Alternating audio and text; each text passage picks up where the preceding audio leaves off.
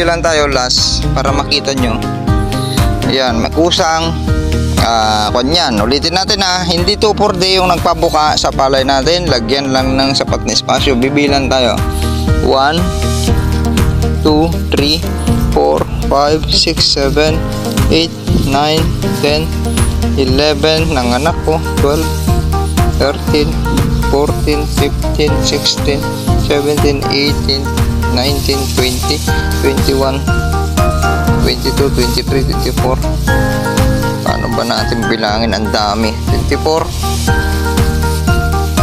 25, 26, 27, 28, 29, 30, 31, 32, 33, 34, 35, 36, 37, 38, 39, 40, 41, 42, 43, 44, 45, 46, 47, 48, 49, 50, 51, 52, 53, 54, 55, 56, 57, 58, 59, 60, 61, 61, 62, 63, 64, 65, 66, 67, 68, 69, 70, 71, 72, 73, 74, 75, 76, 77, 78, 79.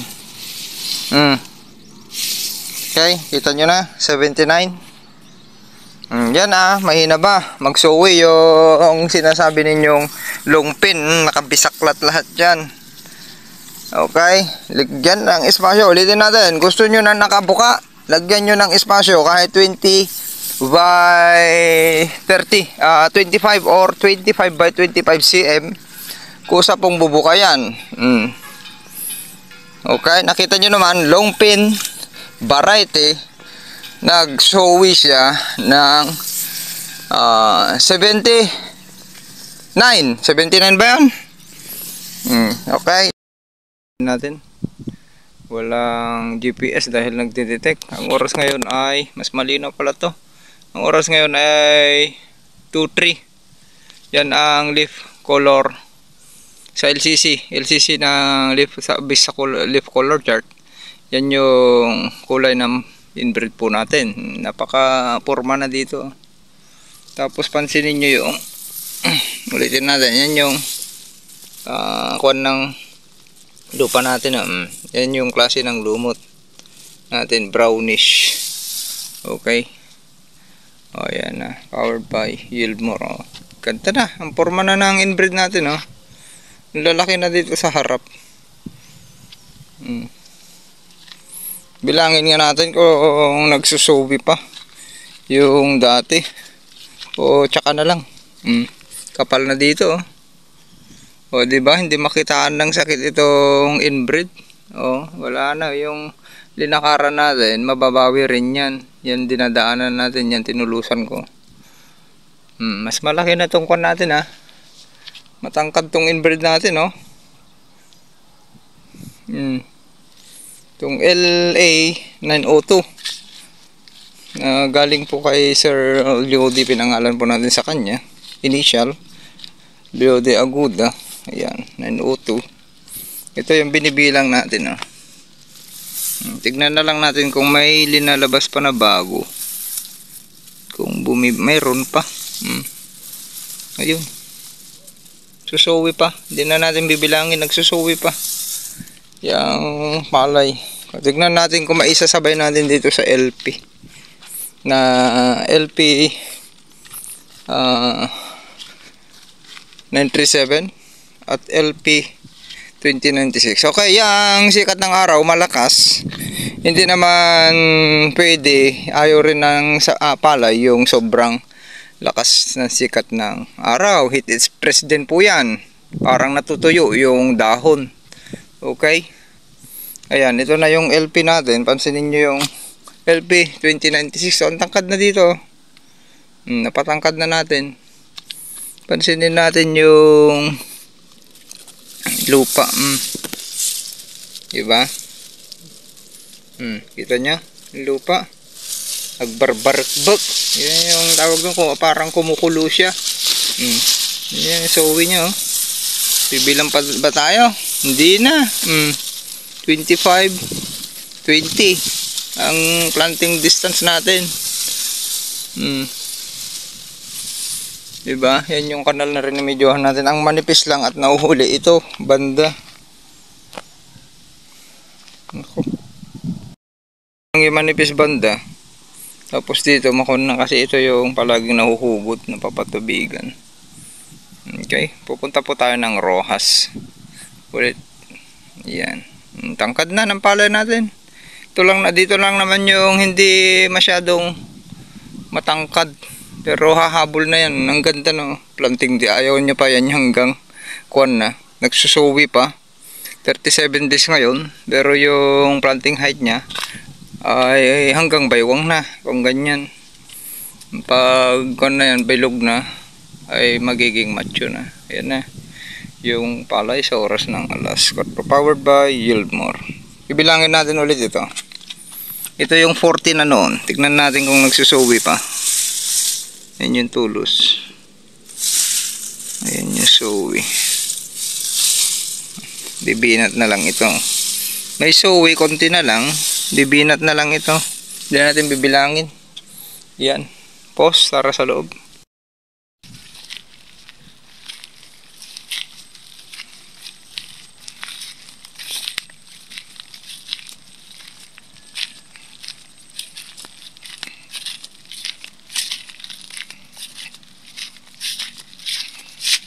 Okay, happy Sunday po sa ating lahat.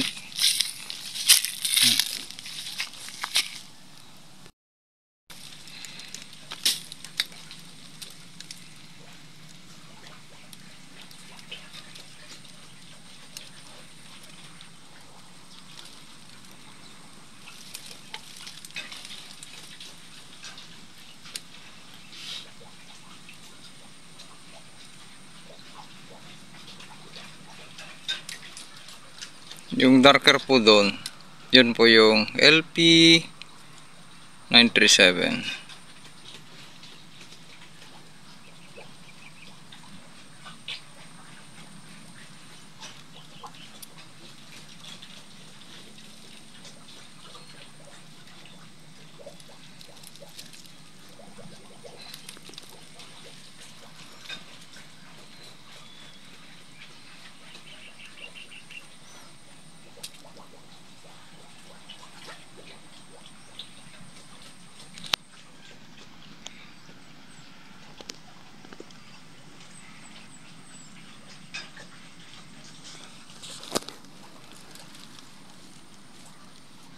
Happy Sunday.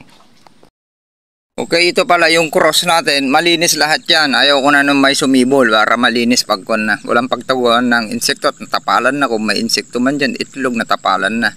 Ayan, ito yung pangalawa. Ito pa rin yung pinapakita ko. Malalim ito. Tapos doon sa una, ganyan din. Punta tayo sa pangatlo. Okay, ito yung pangatlo. Ayan, para makita ninyo. Hope makita sana ang tagasaka natin ang ginagawa natin dito. Pag pumunta dito, magtataka na lang siya. Ang dami natin tinatrabaho. Kung masusundan sana ng mga tagasaka natin, yung ginagawa natin, ay napakaganda ng mga sinasaka nila.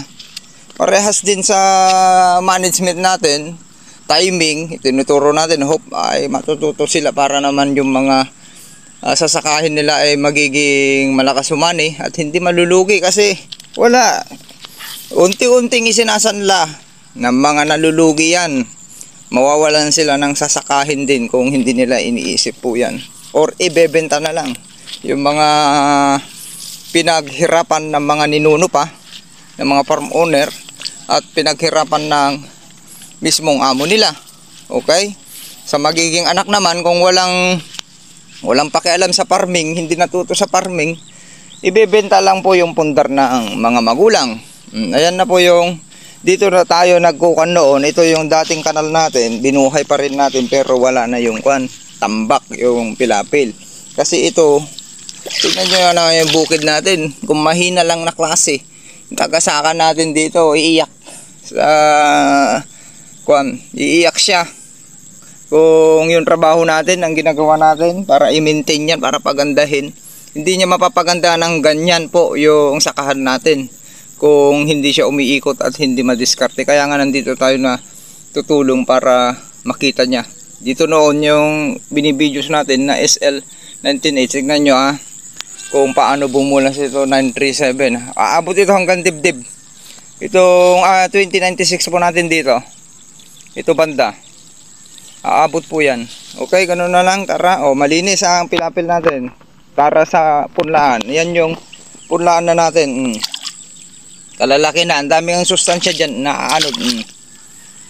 Yan yung punlaan natin. Tignan nyo yung recovery nung pinahingi natin punla. 3 kama. Tignan nyo na ang recovery ng pagpulyar natin. Pag wala pong pulyar yan, matagal yung recovery niya dahil 30 days. Tapos binunot, pinakpak, binawasan, ang kokonting ugat yung natira. Naputol ang main roots at mga root hairs. Ay hindi pa ganyan kalaki yung kasama nito. Ganda na ng recovery, di ba? Hahabol na. Ito yung punlaan natin. Dito tayo nagpunla. LP937. Dito. Ayun yung tulos. Tapos sa pangalawang tulos, 2096. Makapal po dito Sa top dressing po natin dito, dadagdagan ko yung ibibitaw ko dito. Tapos pag nagpupulyar tayo dito sa ating punlaan, kasi ang daming nakasingit nga na sumibol pa rin yung medyo naputol. May pa isa-isa dyan na sumingit. Tapos medyo dumikit na. Mas maaksaya sa sustansya. Lalo naglabas ng maraming sowe. Ayan, dadagdagan natin lang. Tapos pag nagpulyar ako dito, binabagalan ko. Talaga ang matatamaan lahat. Okay? Ayan na. Cut. Tara, pakita ko pala yung kwan dito. Mga pilapil natin, yung cross. Yan yung talagang magkwantis kayo. Tignan nyo yung pilapil natin, malinis lahat yan. Pang ilang pinitak? 1, 2, 3, 4. Pang 5. Pang 5 pala ito pinakamahaba. Planting head tayo.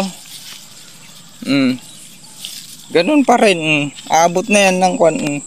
Ayan yung tuhod ko. Bibilan tayo. Ngayon may sumingit Yan, dapat yan tinatanggal. Tignan nyo yung soil natin nangitim. Tapos may nagbubuhaghag kung nawawalan ng tubig.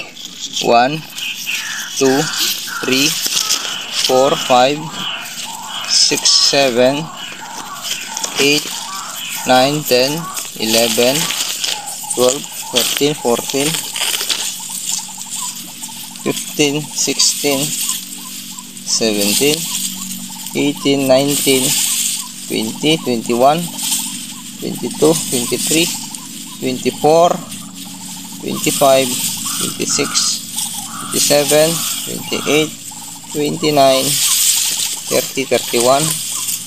Ako naputol 31, 32, 33, 34, 35, 36, 37, 38, 39. Ayaw nyo pa yan, ang daming sowi. Okay na, bumibinat na. Pa isa-isa na lang yung lumalabas na sowi. Kaya na yan, malapit na tayong sa panicle initiation. Nagkuhan na yan, maglilihi na yung dyan. Yung nanay ay umpisa na maglihi. Cut mo na. Yung population density natin sa 1 meter by 1 meter, kung ginawa yung 20 by 20 yan, sa dami ng sowi sa 1 meter kudrado, ay kukuha na natin kahit na naitanim po yan ng 20 by 25 at merong 25 by 25 pa yung dinaya. Nakuha na natin dahil marami ng sowi. Okay? Ang kuha na lang natin dyan, pabinatin natin para tapos timingan yung panicle initiation. Para yung mga sowi ay maglabas ng mahaba at maraming bilang. Ganun po yan. Lalo't ngayon, wala namang ulan pero blessing pa rin tayo. Meron tayong support galing sa taas. Yan yung hamog. Tapos yung noong nakarang araw, yung pagpupulyar natin ay malaking tulong yon. Pero bigyan nyo ng magandang tubig dahil times 2, parang nag-booster nga tayo. Bigyan nyo ng tubig, dapat huwag nyo nang pabitakin para yung talagang may masipsip. Okay, kahit walang tubig, mga naka-deep well, dapat may masipsip sa bandang ilalim. yung talagang wala kayong nakikita sa ibabaw pero meron masisip-sip, ganun po yun. Kuha ka ng stick, tusukin ninyo, tutunog naman yan kung may tubig sa ilalim. Sharing is caring, tara, pang 5 pinitak to. Tapos yan yung pang 6. Di ba nakalutang pala dito yung spider dito sa likod. Tatangkad dito, mas matangkad dito sa likod. Kung na yan, itong likod natin hanggang baywang yan. Ang layo pagkatanim dito, mayroon 25. Kaya mabilis lang habulin, mas mabilis to pangkad yung mas malayo, less competition. Kaya pansinin nyo yung mga dito nakabisaklat. Daming sowi. Pati yun sa loob, ang daming sowi. Okay, cut muna. Ika-6 na tayo, pero tignan nyo yung pilapil natin. Tignan nyo kung gaano tayo magtrabaho. Dapat yan yung mga matutunan ng mga taga-saka. Ibig sa puso nila, hindi yung napipilitan, walang finishing. Magtatrabaho ka, magpapakita ka lang. Tapos para may mapansin kung umikot yung amo, nakita may natrabaho. Doon lang pala sa harap. Punta ka sa likod, wala na, na-stop na. Lahat ng kanyan, oras ay delay. Lalo sa paghulip.